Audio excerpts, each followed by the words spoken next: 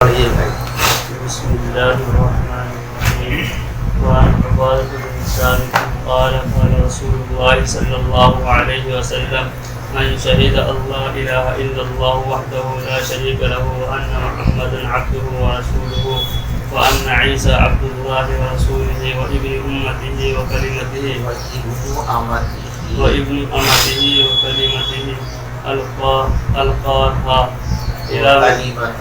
ألقاها إلى مريم وروح منه والجنة والنار حق أدخله الله الجنة على ما كان من العمل متفق علیہ۔ حضرت عبادہ ابن ثابت رضی اللہ تعالی عنہ فرماتے ہیں کہ رسول پاک صلی اللہ علیہ وسلم نے ارشاد فرمایا: من شہید اللہ الہ الا اللہ، جو آدمی اس بات کی گواہی دے کہ اللہ کے سوا کوئی معبود نہیں ہے اور حضرت محمد مصطفیٰ صلی اللہ علیہ وسلم اللہ کے بندے اور اس کے رسول ہیں۔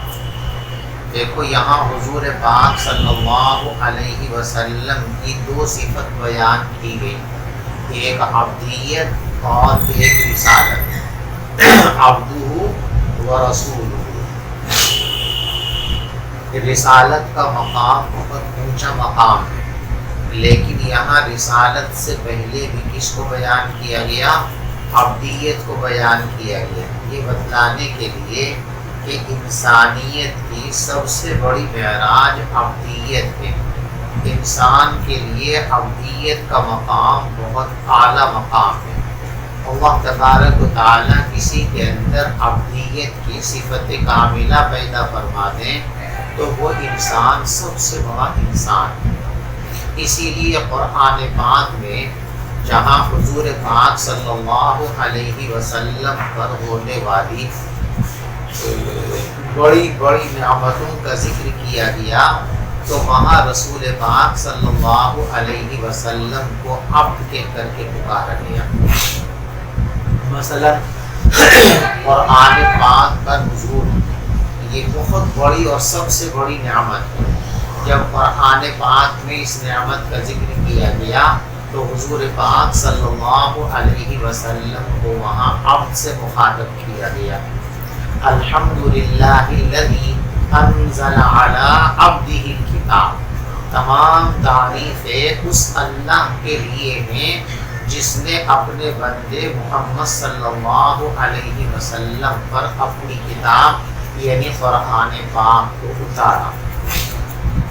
وحی ایک انتہائی بڑا اعزاز اور انعام ہے۔ اس انعام کو قرآن پاک میں بیان کیا تو کیا فَأَوْحَى إِلَىٰ عَبْدِهِ مَا أَوْحَى، اللہ نے اپنے خاص بندے حضرت محمد صلی اللہ علیہ وسلم کے پاس وحی بھیجی۔ اسی طریقے سے معراج، آپ کو آسمانوں پر بلانا اور مکہ مکرمہ سے آپ کو مسجد اقصی لے جا کر وہاں نبیوں کی امامت کرانا، یہ انتہائی بڑا اعزاز ہے اور تمام انبیاء میں یہ اعزاز صرف اور صرف نبی پاک صلی اللہ علیہ وسلم کو ملا ہے۔ اس نعمت کو قرآن پاک میں بیان کیا گیا تو وہاں بھی عبدیت کا عنوان اختیار کیا گیا۔ سبحان الذی اسریٰ بعبدہ لیلا من المسجد الحرام الی المسجد الاقصی الذی بارکنا حولہ لنریہ من آیاتنا۔ تو بہرحال عبدیت کا مقام بہت اعلیٰ ترین مقام ہے، اسی لیے رسالت سے بھی پہلے یہاں عبدیت کو بیان کیا گیا۔ اور دوسری وجہ عبد کو مقدم کرنے کی یہ ہے کہ کبھی کبھی جب کسی شخصیت کی بے انتہا عظمتیں سامنے آ جاتی ہیں تو آدمی غلط فہمی کا شکار ہو جاتا ہے اور اس میں غلو کر جاتا ہے، اور جو اس کا مقام ہے اس مقام سے اس کو بالا تر سمجھنے لگتا ہے۔ تو رسالت بہت اعلیٰ درجے کا مقام ہے، انتہائی مبارک ترین مقام ہے۔ لیکن رسالت کسی بندے کو مل جانے کے بعد وہ بندہ اللہ کا عبد ہی رہتا ہے۔ دنیا میں جتنے انسان آئے ہیں، چاہے وہ کتنی ہی بلندیوں پر اور کمالات کے مالک اور حامل ہوں، لیکن وہ عبدیت کے دائرے سے باہر نہیں جا سکتے۔ عیسائیوں نے یہی تو کیا کہ عیسیٰ علیہ السلام کے کمالات اور خصوصیات اور ان کے امتیازات کو دیکھ کر ان کو عبدیت کے دائرے سے نکال دیا اور ابن اللہ اور خدا کا شریک اور پتہ نہیں کیا کیا کہنے لگے۔ تو رسالت کے بیان کرنے سے پہلے عبد کو بیان کیا تاکہ سب کو یہ احساس رہے کہ رسول پاک صلی اللہ علیہ وسلم کمالات انسانی کے اعتبار سے ساری دنیا کے سردار ہیں، ان سے زیادہ باکمال کوئی اس کی شخصیت نہ پیدا ہوئی ہے اور نہ قیامت تک پیدا ہو سکتی ہے۔ لیکن ان سارے کمالات کے باوجود وہ عبدیت کے دائرے سے باہر نہیں ہیں۔ جیسے عام انسان اللہ کے بندے ہیں، محمد الرسول اللہ صلی اللہ علیہ وسلم بھی اپنے تمام کمالات کے باوجود اللہ کے بندے ہی ہیں۔ ان کو الوہیت کے اندر اور خدائی کے اندر شریک نہیں کیا جا سکتا، جیسے عیسائیوں نے گمراہی اختیار کی اور حضرت عیسیٰ علیہ السلام کو خدائی میں شریک گرداننا شروع کر دیا۔ جو آدمی اس بات کی گواہی دے کہ اللہ کے سوا کوئی معبود نہیں ہے، وہ اکیلا ہے، اس کے ساتھ کوئی شریک نہیں ہے، اور یہ بھی گواہی دے کہ حضرت محمد مصطفیٰ صلی اللہ علیہ وسلم اللہ کے بندے اور اس کے رسول ہیں۔ وَأَنَّ عِيسَىٰ، اور اس بات کی گواہی دے کہ حضرت عیسیٰ علیہ السلام اللہ کے بندے اور اس کے رسول ہیں اور اس کی بندی مریم کے بیٹے ہیں۔ دیکھو، مسلمان ہونے کے لیے رسول پاک صلی اللہ علیہ وسلم کی رسالت پر یقین رکھنے کے ساتھ ساتھ تمام انبیاء پر ایمان لانا ضروری ہے، تمام انبیاء کو برحق ماننا ضروری ہے۔ اگر کوئی آدمی سارے نبیوں کو اللہ کا رسول مانتا اور تسلیم کرتا ہے، بس کسی ایک رسول کے بارے میں رسالت کا انکار کر دے تو اس کا ایمان ختم ہو جائے گا، وہ ایمان کے دائرے سے خارج اور باہر ہو جائے گا۔ اسی لیے فرمایا گیا آمن الرسول بما انزل الیہ من ربہ والمؤمنون کل آمن باللہ وملائکتہ ورسلہ لا نفرق بین احد من رسلہ، ہم اللہ کے رسولوں کے درمیان کوئی تفریق نہیں کرتے کہ کسی کو رسول مانے اور کسی کو رسول نہ مانے، ایسا نہیں، بلکہ ہم کیا کرتے ہیں، تمام رسولوں کو اللہ کا رسول مانتے ہیں۔ آمنت باللہ وملائکتہ وکتبہ ورسلہ، اور میں ایمان لایا اللہ کے تمام تر رسولوں پر۔ بات سمجھ میں آ رہی؟ تو جب اللہ کے تمام رسولوں پر ایمان لانا ضروری ہے تو یہاں خاص طور سے حضرت عیسیٰ علیہ السلام پر ایمان لانے کا ذکر کیوں کیا گیا؟ اس سب پر ایمان لانا ہے، عیسیٰ علیہ السلام پر بھی ایمان لانا ہے، تو خاص طور سے عیسیٰ علیہ السلام کا ذکر کیوں کیا گیا؟ اس کا جواب ذہن میں رکھیے کہ حضرت عیسیٰ علیہ السلام کے سلسلے میں لوگ افراط اور تفرید کا شکار رہے۔ یہود نے ان کے ساتھ تفرید کا معاملہ کیا کہ ان کو اتنا گھٹایا کہ ان کو رسول تو مانا ہی نہیں، العیاذ باللہ ثم العیاذ باللہ، ان کے نسب پر اعتراض کرنا شروع کر دیا اور ان کی والدہ پر بےہودہ تہمتیں گھڑنی شروع کر دی۔ عیسائیوں نے افراط سے کام لیا۔ عیسیٰ علیہ السلام چونکہ بغیر باپ کے پیدا ہوئے تھے تو انہوں نے کہا بھائی کسی نہ بغیر باپ کے تو کوئی پیدا نہیں، اب انسانوں میں کوئی باپ نہیں، تو نعوذ باللہ من ذالک، اللہ تبارک و تعالیٰ جو ہے عیسیٰ علیہ السلام کے والد، نعوذ باللہ من ذالک۔ تو ایک طرف افراط اور ایک طرف تفرید، عیسیٰ علیہ السلام کے علاوہ کسی نبی کے بارے میں یہ صورتحال نہیں تھی۔ اس مخصوص صورتحال کے پیش نظر یہاں حضرت عیسیٰ علیہ السلام کا خاص طور سے تذکرہ کیا اور دونوں کی تردید کی، افراد کی بھی تردید کی اور تفرید کی بھی تردید کی۔ وَأَنَّ عِيسَىٰ عَبْدُ اللَّهِ، یہاں اس جملے کے اندر عیسائیوں کے افراد کی تردید کی کہ تم جو یہ کہتے ہو کہ عیسیٰ علیہ السلام خدائی کے شریک ہیں، نعوذ باللہ من ذالک، اللہ کے بیٹے، یہ غلط ہے۔ وہ اللہ کے بیٹے نہیں بلکہ اللہ کے بندے ہیں، اللہ کے غلام ہیں۔ تو وَأَنَّ عِيسَىٰ عَبْدُ اللَّهِ، اور حضرت عیسیٰ علیہ السلام اللہ کے بندے ہیں، تو اس جملے میں عیسائیوں کی تردید کر دی گئی۔ وَرَسُولُهُ، اور حضرت عیسیٰ علیہ السلام اللہ کے رسول ہیں، اس میں یہودیوں کی تردید کر دی گئی کہ تم جو عیسیٰ علیہ السلام کی رسالت کا انکار کرتے ہو، ان کی رسالت کا انکار کرنا درست نہیں ہے۔ تو یہود اور نصارہ کے اندر جو خاص طور پر افراط و تفریق کی صورتحال تھی، حضرت عیسیٰ علیہ السلام کے سلسلے میں اس افراط اور تفریق کی تردید کرنے کے لیے خصوصیت کے ساتھ یہاں حضرت عیسیٰ علیہ السلام کا ذکر کیا گیا، ورنہ عیسیٰ علیہ السلام بھی اور تمام ہی نبیوں پر ایمان لانا یہ لازم اور ضروری ہے۔ کسی ایک نبی پر بھی ایمان نہیں لائیں گے تو ایمان کامل و مکمل نہیں ہو سکے گا۔ بات سمجھ میں آ گئی بھی آپ کو؟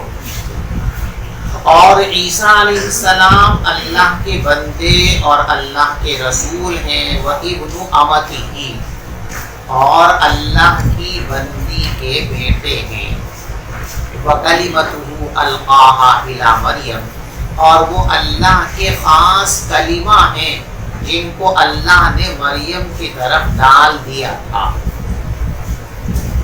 وَرُوحٌ مِّنْهُ، اور وہ اللہ کی روح ہیں، یعنی اللہ تبارک و تعالیٰ نے خصوصیت کے ساتھ ان کو روح عطا فرمائی، ان کے اندر روح ڈالی گئی خاص انداز کے ساتھ۔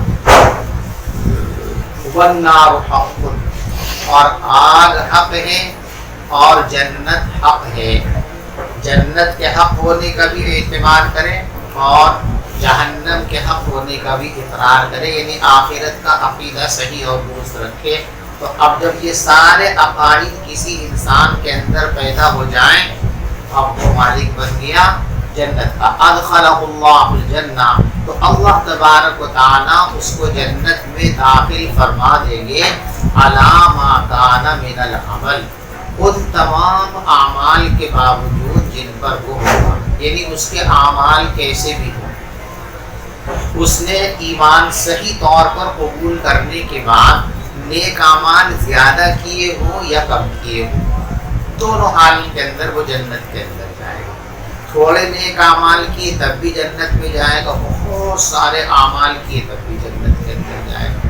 اور علی ما کان من العمل کا ایک مطلب یہ بھی ہے کہ اس کے عمل کیسے ہی ہو، یعنی اگر ایمان صحیح طور پر قبول کرنے کے بعد اعمال کے اندر کوتاہی بھی اس سے ہو گئی ہو، گناہ ہو گئے ہوں، کچھ نافرمانیاں ہو گئی ہوں، تو بھی وہ جنت کا حقدار ہے۔ یہ بھی ہو سکتا ہے کہ اللہ تبارک و تعالیٰ اپنے فضل سے کسی نیکی کی بنیاد پر اس کے سارے گناہوں کو معاف کر دیں اور وہ پہلے مرحلے کے اندر جنت میں چلا جائے، اور یہ بھی ہو سکتا ہے کہ اللہ تبارک و تعالیٰ اس کے گناہوں کو معاف نہ فرمائے بلکہ گناہوں کی سزا کچھ دن جہنم میں دے کر تب اس کو جنت کے اندر بھیجیں۔ دونوں احتمال بہرحال جائے گا وہ جنت ہی میں۔ اور گناہ یہ اللہ کی مرضی پر موقوف ہے، اللہ چاہے تو معاف کر دے، چاہے تو سزا دے، جیسے قرآن میں نا ان اللہ لا یغفر ان یشرک بہ ویغفر ما دون ذلک لمن یشاء، اللہ تبارک و تعالیٰ یہ تو معاف نہیں کریں گے کہ اس کے ساتھ کسی کو شریک بنایا جائے، اور اس کے علاوہ جتنے گناہ ہیں اللہ جس کے گناہوں کو چاہیں گے معاف فرما دیں گے، جس کے نہیں چاہیں گے معاف نہیں فرمائیں گے، اس کو سزا دی جائے گی۔ لیکن مومن سزا بھگتنے کے بعد ایک نہ ایک دن جنت میں ضرور جائے گا۔ جہنم میں کافر بھی جائیں گے اور جہنم میں بعض مومن بھی جائیں گے، لیکن دونوں کے جانے کا انداز علیحدہ ہے۔ ایک فرق تو یہ ہے کہ کافر ہمیشہ کے لیے جائے گا اور مومن مدت قلیلہ کے لیے جائے گا۔ دوسرا فرق یہ ہے کہ کافر جہنم میں تعذیب کے لیے ڈالا جائے گا اور مومن کو جہنم کے اندر تہذیب کے لیے ڈالا جائے گا. سمجھتے دونوں کا فرق؟ تعذیب تکلیف پہنچانا اور تہذیب کے اندر تکلیف پہنچانا اصل مقصود نہیں. اصل مقصود گندگی کو اور میل کو صاف کرنا ہے. جیسے سونا اور چاندی گندا ہو جاتا ہے، میلا کچیلا ہو جاتا ہے، تو اس کے میل اور کچیل کو صاف کرنے کے لیے اس کو جو ہے آگ پر تپایا جاتا ہے. آگ کی تپش سے اس کا میل کچیل جل کر کے صاف ہو جاتا ہے. تو مومن بھی بہت سارے جہنم میں جائیں گے اور کافر تو جائیں گے لیکن دونوں کے اندر دو اعتبار سے فرق ہوگا. پہلا فرق یہ ہے کہ ایک ہمیشہ کے لیے جائے گا اور مومن تھوڑی سی مدت کے لیے جائے گا، جتنی دیر بھی اللہ تبارک و تعالیٰ چاہیں گے. اور دوسرا فرق کیفیت کے اعتبار سے ہوگا کہ کافر کو جہنم کے اندر ڈالا جائے گا تعذیب کے لیے اور مومن کو جہنم کے اندر ڈالا جائے گا تہذیب کے لیے، صاف کرنے کے لیے، گندگی دھونے کے لیے. چلیے. وعن عمرو بن العاص قال أتيت النبي صلى الله عليه وعن عمرو بن العاص قال أتيت النبي صلى الله عليه وسلم فقلت ابسط يمينك فلأبايعك فبسط يمينه فقبضت يدي فقال ما لك يا عمرو قلت أردت أن أشترط قال تشترط ماذا قلت أن يغفر لي قال أما علمت يا عمرو أن الإنسان أن الإسلام يهدم ما كان قبله وأن الهجرة تهدم ما كان قبلها وأن الحج يهدم ما كان قبله رواه مسلم. والحديثان المرويان عن أبي هريرة قال قال الله تعالى أنا أغنى الشركاء عن الشرك والآخر الكبرياء ردائي سنذكرهما في باب الرياء والكبر إن شاء الله تعالى. دیکھو خطبے میں یہ بات دیباچے میں بیان کی گئی تھی. صاحب مشکات رحمت اللہ علیہ نے یہ بیان فرمایا تھا کہ میں نے مصابیح السنہ کی ترتیب میں کوئی تصرف اور تغیر نہیں کیا. صاحب مصابیح نے جو کتاب اور جواب جہاں رکھا میں نے بھی مشکات کے اندر اس کتاب اور آباب کو وہیں رکھا. صاحب مصابیح نے جن روایتوں کو جس باب اور فصل کے اندر بیان کیا میں نے بھی ان حدیثوں کو اسی باب اور فصل کے اندر برقرار رکھا ہے. کوئی تغیر اور تبدل ترتیب کے اندر نہیں کیا. لیکن وہاں یہ بھی بتلایا تھا کہ البتہ ضرورت کی وجہ سے کہیں کہیں جزوی تصرف کیا ہے. کہ بعض روایتوں کو میں نے دیکھا کہ ان کی مناسبت کسی دوسرے باب سے زیادہ واضح ہے تو یہاں سے ہٹا کر میں نے اس کو دوسرے باب کے اندر رکھ دیا. کہیں کہیں ایسا ہوا ہے. تو دو روایتیں ایسی ہیں جو یہاں مصابیح السنہ کے اندر یہاں مذکور تھی اسی فصل کے اندر، لیکن صاحب کتاب صاحب مشکات رحمت اللہ علیہ نے ان کو یہاں سے ہٹا کر دوسری جگہ رکھ دیا. ایک حدیث تو یہاں پر یہ تھی انا اغنى الشرکاء، میں تمام شریکوں میں سب سے زیادہ مستغنی اور بے نیاز ہوں.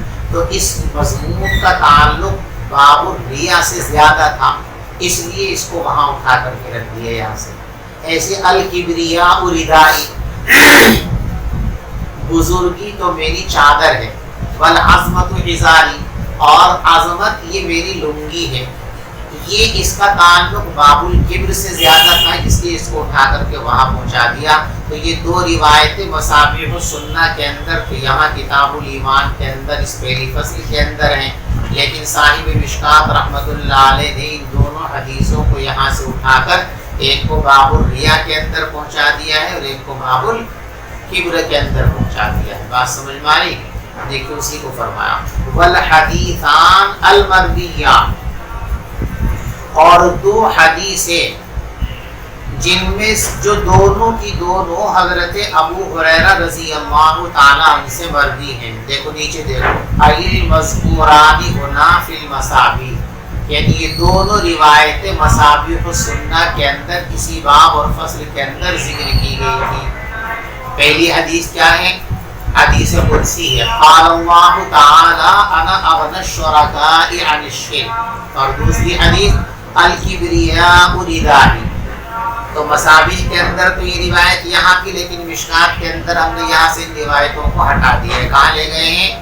سنذکرہما فی باب الریاء والکبر، ہم ان دونوں حدیثوں کو بیان کریں گے باب الریاء اور باب الکبر میں انشاءاللہ تعالی. بات سمجھ میں آ گئی؟ اب دیکھیے حدیث.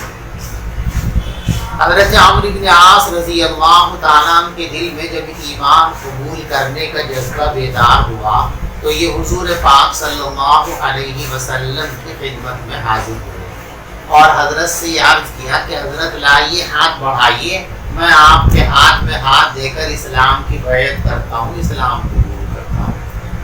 ان کی پیشکش پر، ان کی درخواست پر حضور پاک صلی اللہ علیہ وسلم نے اپنا دست مبارک ایسے بڑھایا، ان کا ہاتھ اپنے ہاتھوں میں لینے کے لیے. تو پہلے تو ہاتھ بڑھایا تھا کہ حضرت بیعت فرما لیجیے، جب حضور نے ہاتھ بڑھایا تو پیچھے بات کر لیا. کہتے ہیں فقبضت یدیہ، میں نے اپنے ہاتھ پیچھے کر لیے، بیعت نہیں کی.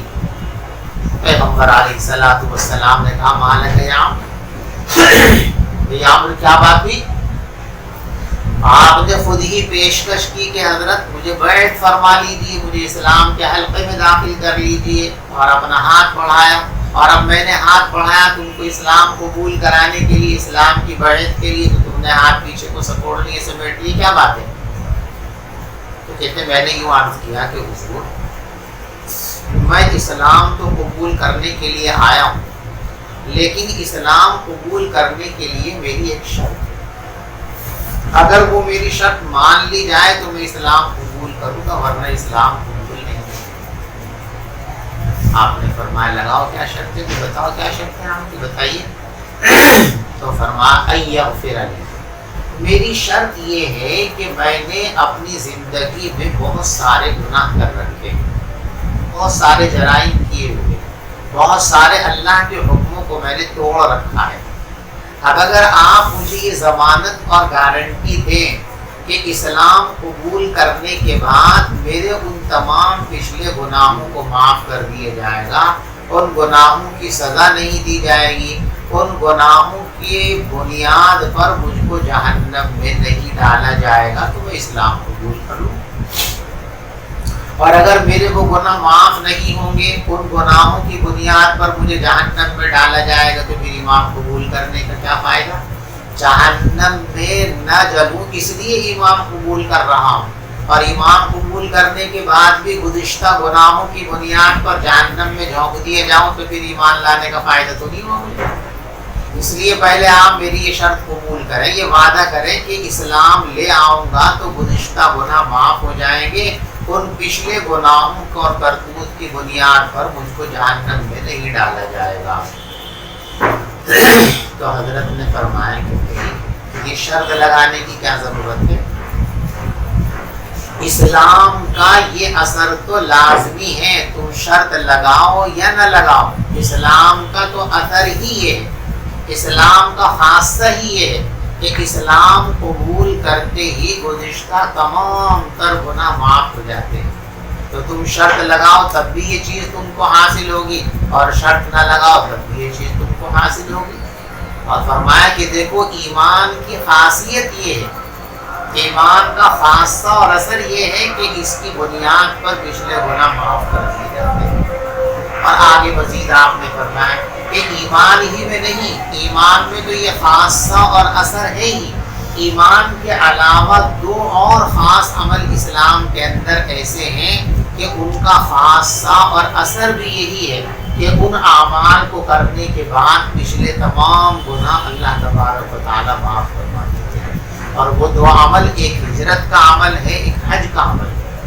کہ کوئی آدمی صحیح طریقے پر ہجرت کرے تو ہجرت کی برکت سے اس کی پچھلی کوتاہیاں معاف کر دی جائیں. ایسے ہی حج، کوئی انسان صحیح طور پر حج کا فریضہ انجام دے تو حدیث پاک میں ہے کہ وہ ایسا لوٹتا ہے کہ یوم ولدت امہ، جس دن اس کی ماں نے اس کو جنم دیا تھا، جیسے اس دن اس کے نامہ اعمال میں گناہ نام کی کوئی چیز نہیں تھی۔ حج کرنے کے بعد بھی انسان کا نامہ اعمال گناہوں سے اسی طرح صاف اور پاک کر دیا جاتا ہے، کوئی گناہ بھی اس کے نامہ اعمال کے اندر باقی نہیں رہتا ہے۔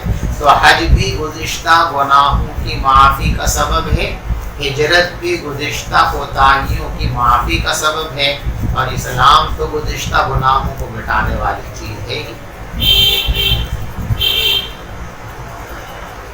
اتیت النبی صلی اللہ علیہ وسلم، میں حضور پاک صلی اللہ علیہ وسلم کی خدمت میں حاضر ہوا، میں نے عرض کیا ابسط یمینک، حضرت اپنا دست مبارک بڑھائیے تاکہ میں آپ سے بیعت کر لوں۔ فبسط یمینہ، حضرت نے اپنا دست مبارک آگے بڑھا دیا۔ فقبضت یدیہ، میں نے اپنا ہاتھ پیچھے کر لیا۔ فقال ما لک یا عمرو، تو حضرت نے فرمایا عمرو کیا ہوا؟ قلت، میں نے کہا اردت ان اشترطا، میں شرط لگانا چاہتا ہوں۔ قال، تو پیغمبر علیہ الصلوۃ والسلام نے فرمایا تشترط ماذا، لگاؤ کیا شرط لگاتے ہو؟ اگر شرط ہی لگانی ہے تو لگاؤ، کیا شرط بیان کرو، لگاؤ کیا شرط لگاتے ہو؟ تو میں نے عرض کیا ان یغفر لی، یہ کہ میری بخشش کر دی جائے، میرے تمام پچھلے گناہوں کو معاف کر دیے جائے۔ قال، تو حضرت نے فرمایا اما علمت یا عمرو، اے عمرو کیا تم یہ بات نہیں جانتے ہو کہ اسلام مٹا دیتا ہے ان تمام گناہوں کو جو اسلام سے پہلے کیے گئے، وَأَنَّ الْهِجْرَةَ تَعْدِلُ مَا كَانَ قَبْلَهَا، اور ہجرت بھی مٹا دیتی ہے ان تمام کوتاہیوں اور گناہوں کو جو ہجرت سے پہلے سرزد ہوئی ہیں۔ وَأَنَّ الْحَجَّ يَهْدِمُ مَا كَانَ قَبْلَهُ، اور حج بھی مٹا دیتا ہے ان تمام گناہوں کو جو حج سے پہلے کیے گئے۔ رواہ مسلم، اس کو مسلم نے روایت کیا ہے، اور وہ دو حدیثیں جو ابو ہریرہ رضی اللہ تعالیٰ عنہ سے مروی ہیں، جس میں یہ ہے کہ قال اللہ تعالیٰ، اللہ فرماتے انا اغنی الشرکاء یعنی شرک، اور دوسری حدیث الکبریاء ردائی سنذکرہما فی باب الریاء والکبر انشاءاللہ تعالیٰ، ہم ان دونوں حدیثوں کو باب الریاء اور باب الکبر کے اندر انشاءاللہ بیان